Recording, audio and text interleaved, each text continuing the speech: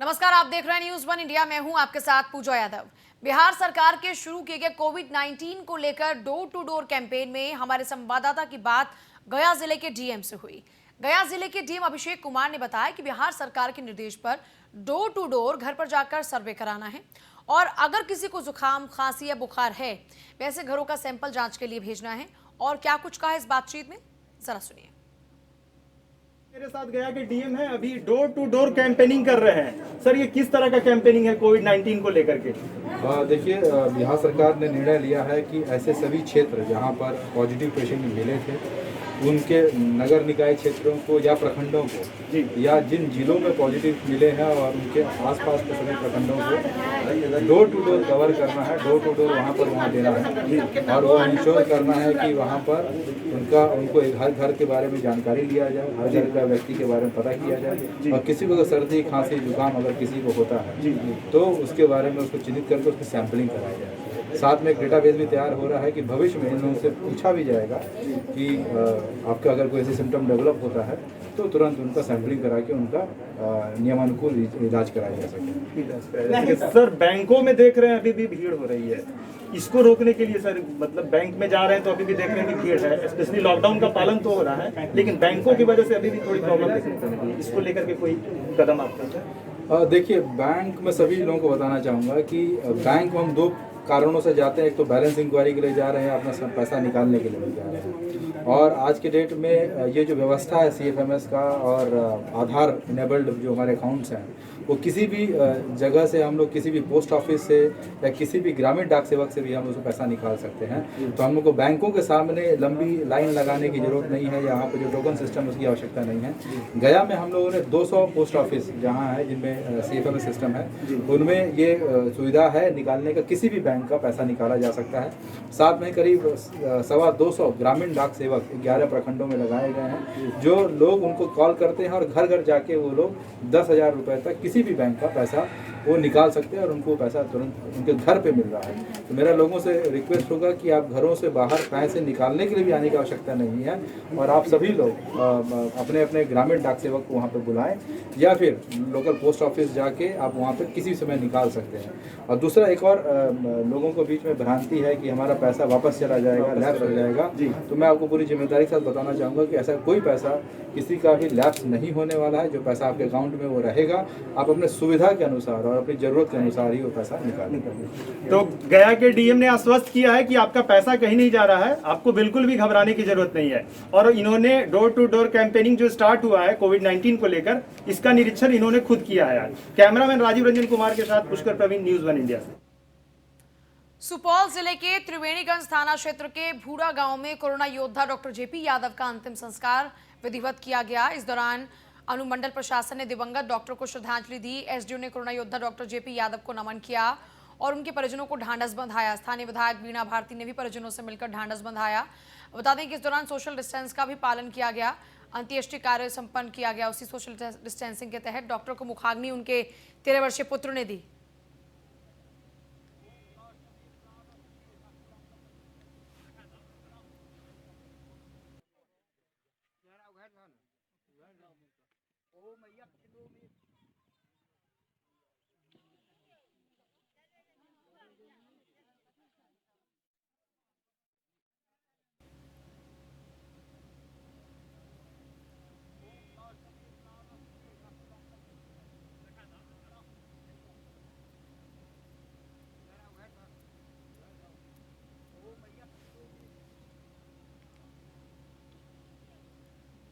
मुंगेर जिले के जमालपुर थाना क्षेत्र अंतर्गत सदर बाजार इलाके को सील किया गया है।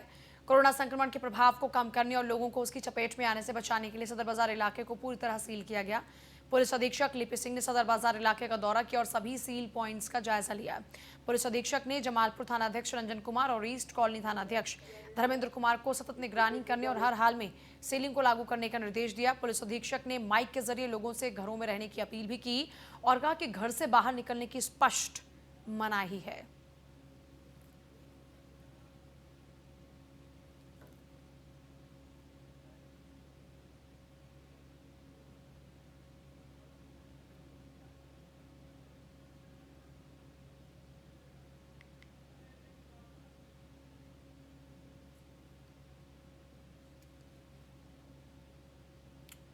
अधर्म पर धर्म की विजय हेतु जिस तरह से रामायण में राम सेतु बनाने के लिए बड़े से लेकर छोटे जीव जंतु तक अपनी पूरी ताकत झोंक चुके थे, उसी तरह से इस वैश्विक महामारी कोरोना युद्ध में भी देश के छोटे बड़े सभी लोगों ने किसी न किसी रूप में अपनी ताकत झोंकी है। पटना जिले के बख्तियारपुर प्रखंड के करनौती गांव की सिलाई मशीन चलाने वाली सभी महिलाओं ने भी अपनी अपनी ओर से कपड़े की व्यवस्था कर पूरे गांव के लिए मास्क का निर्माण किया। वो लोग आपस में मिलकर प्रतिदिन 300 से 400 के बीच के मास्क तैयार करते हैं। कुछ नौजवान गांव में घूम घूम कर सभी लोगों के बीच मास्क वितरित करते हैं। बख्तियारपुर प्रखंड का करनौती गांव बहुल आबादी वाला ये गांव है और अधिकांश मात्रा में यहाँ मास्क की आवश्यकता है, इसलिए इस गांव की महिलाओं ने सुनियोजित योजना के तहत इकट्ठे होकर मास्क बनाना शुरू किया ताकि गांव के एक व्यक्ति तक मास्क पहुंचे और कोई भी इस मास्क से वंचित न रहे।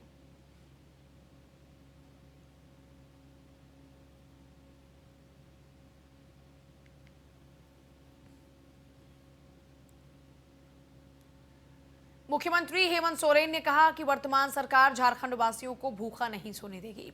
इस दिशा में सरकार जल्द ही पीडीएस को सर्वव्यापी करेगी ताकि हर जरूरतमंद को अनाज मिलना सुनिश्चित हो। अगर 6.5 लाख से ज्यादा की संख्या में राशन कार्ड निरस्त नहीं किया जाता तो शायद झारखंड पर भूखमरी का ये कलंक भी न लगता। मुख्यमंत्री ने स्वास्थ्य मंत्री से धनबाद के जिला स्तरीय फुटबॉल खिलाड़ी रामदास सोरेन को ब्लड उपलब्ध कराने का आग्रह भी किया। बताया गया कि धनबाद स्थित भैरव मांझी बस्ती निवासी फुटबॉल खिलाड़ी रामदास कैंसर से पीड़ित हैं और पीएमसीएच में इलाजरत हैं। उन्हें खून की तत्काल आवश्यकता है लेकिन कोई डोनर नहीं मिल रहा। रामदास के परिजन लॉकडाउन की वजह से उससे मिलने रांची तक नहीं पहुंच पा रहे। मुख्यमंत्री के आदेश के बाद उपायुक्त पाकुड़ ने शहरकोल निवासी पुचिया देवी को तत्काल 10 किलोग्राम चावल की आपूर्ति करवाई। मुख्यमंत्री ने कहा कि दूसरे राज्यों में फंसे हर एक झारखंडी के प्रति सरकार संवेदनशील है। लॉकडाउन की शुरुआत से ही सभी राज्य की सरकारों से संपर्क कर राज्य के अधिकारी पूरी तन्मयता के साथ मदद पहुंचाने का कार्य कर रहे हैं। इसी कड़ी को आगे बढ़ाते हुए मोबाइल ऐप की सहायता से बाहर फंसे सभी श्रमिकों के खातों में सहायता राशि भी उपलब्ध कराने का कार्य वर्तमान सरकार शुरू करेगी। सीएम ने मोबाइल ऐप भी लॉन्च की।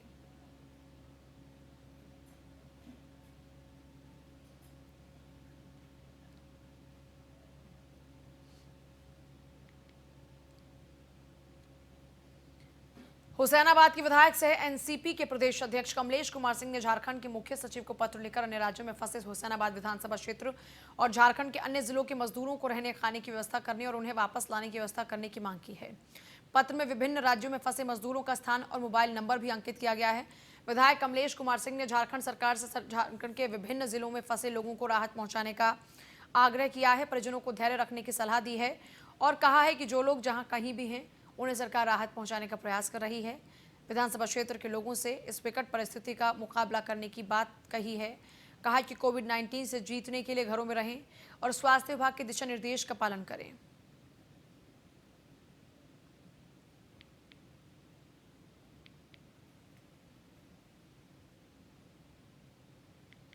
बोकारो में लॉकडाउन का सख्ती से पालन करने और इससे उत्पन्न कठिनाइयों का निदान, राहत कार्य, सोशल डिस्टेंसिंग का पालन, कोरोना से निपटने के तमाम इंतजामात, मुख्यमंत्री दाल भात केंद्रों का संचालन और राज्य से बाहर काम करने गए झारखंड के श्रमिकों का सहायता सुनिश्चित की जा सके, इसके लिए उपायुक्त कक्ष में माननीय मंत्री स्कूली शिक्षा और साक्षरता विभाग, उत्पाद और मद्य निषेध विभाग झारखंड सरकार, जगन्नाथ महतो सांसद गिरिडीह लोकसभा क्षेत्र, चंद्रप्रकाश चौधरी विधायक चंदन कियारी विधानसभा क्षेत्र, अमर कुमार बाउरी विधायक बोकारो विधानसभा क्षेत्र, बिरंची नारायण विधायक भूमिया विधानसभा क्षेत्र, लंबोदर महतो, सभी मिलकर रणनीतियां बना रहे हैं और सभी ने विस्तार से चर्चा भी की है।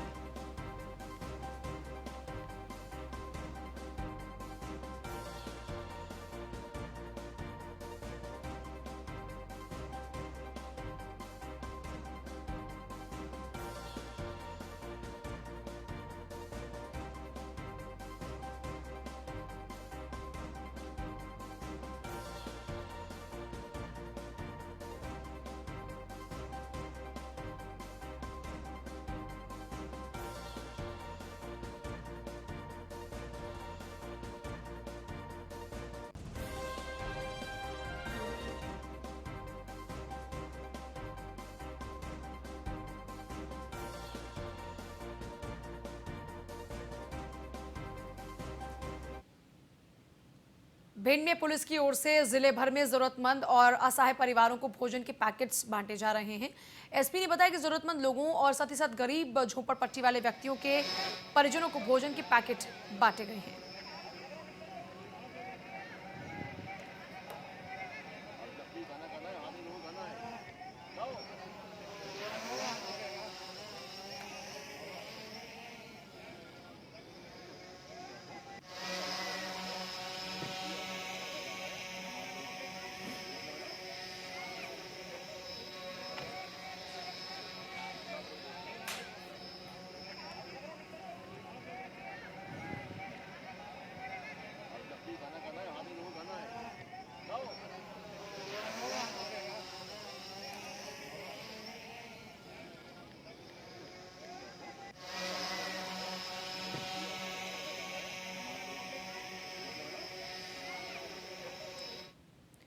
डिंडोरी के शासकीय स्कूलों में पढ़ने वाले छात्र इन दिनों कोरोना संक्रमण के बचाव और सावधानी के चलते विद्यालय नहीं जा पा रहे।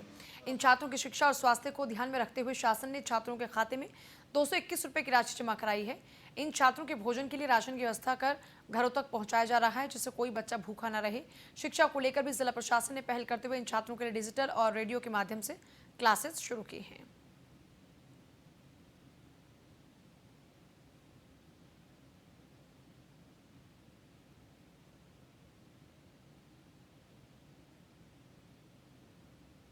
ग्राम पंचायत हो रही है और ये जो कोरोना वायरस के चलते ये जो सरकार का जो नियम बना है उसी के आधार पे हम लोग काम कर रहे हैं यहाँ पे, क्योंकि ये बीमारी एक ऐसी छुआछूत की बीमारी है जिससे गांव में, क्योंकि और बाहर से दूर दूर के व्यक्ति आते हैं यहाँ पे, तो हमको इससे मछली वछली खरीदने के लिए आते हैं तो क्या थोड़ी बहुत दिक्कत प्रॉब्लम होती है।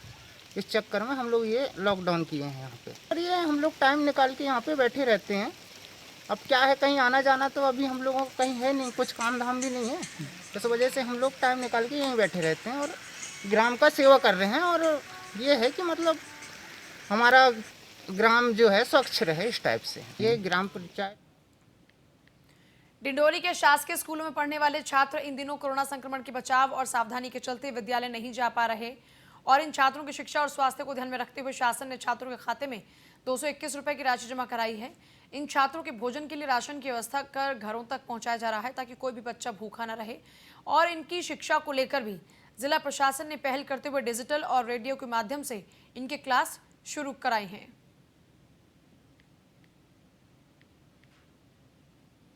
विद्यालयों में जो राशन आवंटन दिया गया है जिला प्रशासन के आदेशानुसार है और उसमें जो भी राशन चावल और गेहूं मिला है उसकी एक निश्चित मात्रा बच्चों को देनी है, क्योंकि कोरोना वायरस के संक्रमण के कारण बच्चे स्कूल नहीं आ रहे हैं, जबकि 1 अप्रैल से शिक्षण सत्र शुरू हो गया है। तो टीवी और रेडियो के माध्यम से घर में बच्चों के पढ़ने की व्यवस्था प्रशासन द्वारा।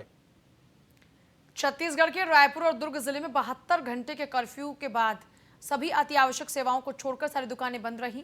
जिला प्रशासन और पुलिस प्रशासन कड़ाई से कर्फ्यू का पालन भी करा रहा है। कर्फ्यू का उल्लंघन करने वाले और जो बेवजह घूम रहे लोग हैं उन पर कड़ी कार्रवाई भी होगी। कर्फ्यू में bakery, petrol pump, gas agency को छूट है।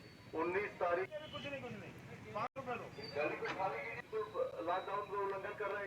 देखिए, छत्तीसगढ़ में जैसा कि आपको भी विदित है कि लॉकडाउन की जो मियाद है वो 3 मई तक बढ़ा दी गई है और माननीय मुख्यमंत्री जी ने भी कहा है कि 20 तारीख के बाद 21 तारीख को एक बार रिव्यू करेंगे। तो इससे पहले रायपुर में, दुर्ग में, ऐसी सभी जगहों पर जो बड़ी सिटीज़ है वहाँ पे ऐसा देखने में आ रहा था कि लोग घरों से बाहर अधिक निकल रहे थे। इसी को देखते हुए कल से हमने अभियान चलाया हुआ है और लगातार अलग अलग जगहों पे नाकेबंदी की जा रही है और जो अनावश्यक लोग घूम रहे हैं उनके खिलाफ हम लॉकडाउन के विरुद्ध कार्रवाई भी कर रहे हैं। इसी के मद्देनज़र आज शाम से रायपुर में भी और दुर्ग में भी आज शाम 6 बजे से लेकर के 19 अप्रैल की मध्य रात्रि तक टोटल लॉकडाउन का ऐलान किया गया है। कलेक्टर महोदय के द्वारा आदेश प्रसारित किए जा चुके हैं। इसके तहत केवल अनिवार्य सेवा जैसे कि पेट्रोल पंप, इसके अलावा दूध, मेडिकल केवल ये दुकानें खुली रहेंगी, बाकी राशन, सब्जी, किराना। लॉकडाउन के दौरान हरियाणा में सरकार ने सरसों की फसल की खरीद शुरू की। पहले ही दिन प्रदेश के करीब 4500 किसानों से 10,000 मीट्रिक टन सरसों की खरीद हुई है। सरकार का दावा है कि सरकार किसानों का एक एक दाना खरीदेगी। हरियाणा के कृषि और किसान कल्याण विभाग के अतिरिक्त मुख्य सचिव संजीव कौशल ने बताया कि मंगलवार को 25-25 किसानों को बुलाया गया था, मगर बुधवार से खरीद केंद्रों और मंडियों में 50-50 किसानों को बुलाया जाएगा। सरकार ने 163 खरीद केंद्रों में सरसों की खरीद शुरू की है। कोविड-19 को ध्यान में रखते हुए राज्य सरकार ने मंडियों की संख्या बढ़ाते हुए किसानों, आढ़तियों और श्रमिकों की सुविधा और कोरोना वायरस से बचाव को लेकर मास्क, सैनिटाइजर और साफ सफाई के साथ साथ सभी मूलभूत सुविधाओं का भी प्रबंध किया है।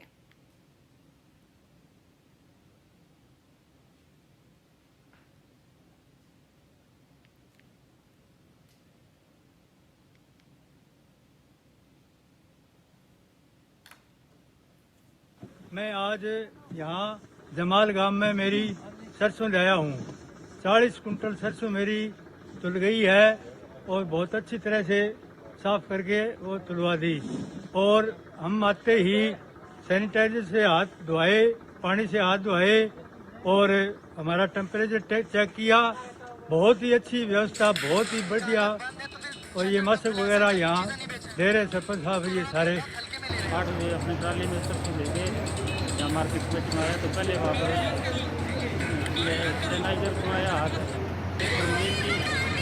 फिर वहाँ पर ब्रेकफास्ट किया, वहाँ पर भी करवाया। ब्रेकफास्ट करने के बाद में सरसों अंदर वहाँ पर व्यवस्था दी। 26 कुंटल सरसों लेकर आया हूँ और पहले मेरे आते ही वो टेम्परेचर चेक किया है। तो यानी हरियाणा सरकार की ओर से पूरे एहतियात बरतने को लेकर जो निर्देश जारी किए गए थे उनका पालन भी ठीक तरीके से हो रहा है। इसके साथ साथ कोई भी दिक्कत किसान को ना आए, इसका ख्याल भी रखा जा रहा है। चलिए इसी के साथ फिलहाल इस बुलेटिन में इतना ही, लेकिन आगे भी खबरों का सिलसिला जारी है। बने रहिए हमारे साथ। नमस्कार।